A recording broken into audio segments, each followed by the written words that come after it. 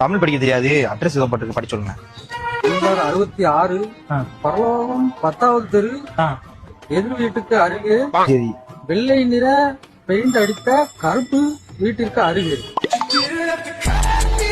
குடிசை வீட்டு 3வது மாடிதான். குடிசை வீட்டுல 3வது Flora? 3rd floor.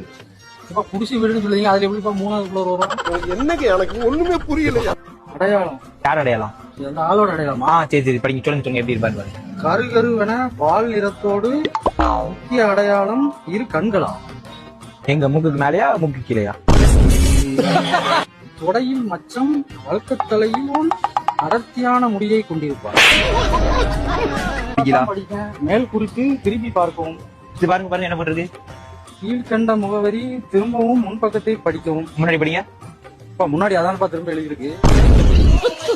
Phone number கேட்டிருக்கு. போன் நம்பர் சரியாக தெரியவில்லை.